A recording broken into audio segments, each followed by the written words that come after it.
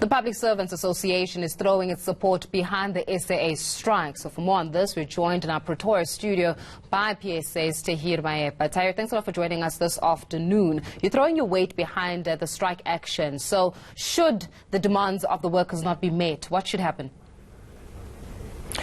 We are fully behind the employees of SAA, and we are saying this is a situation of chickens coming home to roost.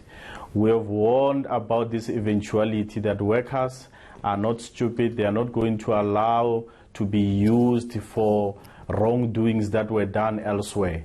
We, as the Public Servants Association, we're saying to them they must continue to put pressure on SAA, because the situation of SAA they didn't create. It was created by politicians and the board and senior managers who looked away when monies of the institution were plunged and stolen. So we're saying that if their demands are not met, they must shut it down until such a time those demands are met. Tahir, which officials and which politicians and which management do you think should actually be brought to book? Who do you think should be bearing the brunt of this? The previous board, led by Dudu Myeni, are responsible in a main for this. The politicians who looked away when we knew what was happening in SAA are also culpable. So what we are saying is that the Minister of Public Enterprise, it was then Mr. Malusi Gigaba, and then later it was Minister Gordon. All these guys, they knew about these kinds of things. They knew what was happening there. The board, which had fiduciary responsibility, must be held liable financially and criminally for what has happened at the SAA. And do you think that the board and management right now are actually arrogant about the matter? They're not only arrogant, but oblivious of reality. Like I say, chickens are coming home to roost. They are going to pay the price.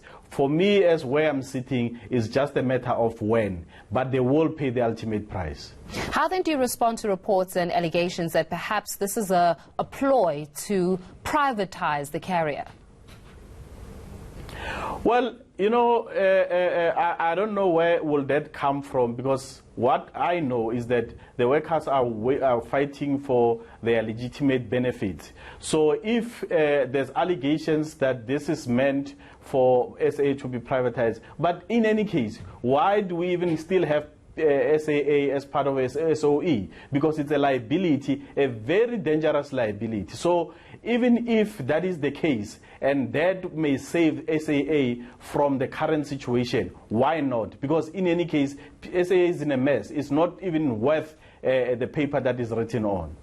What happens then to these workers? And I'm saying this particularly, Tahir, that if management comes back and says, listen guys, we simply cannot afford to keep you, almost 1,000 of you, we cannot afford to keep you. We've tried to go through the process of consultation, which is what they were saying in the first place, and consultation has said that we need to let go of workers. What happens then? Look, it is clear that they've already decided that they're going to cut. And the reason why they are cutting employees, they are trying to make up for the mess that they are creating.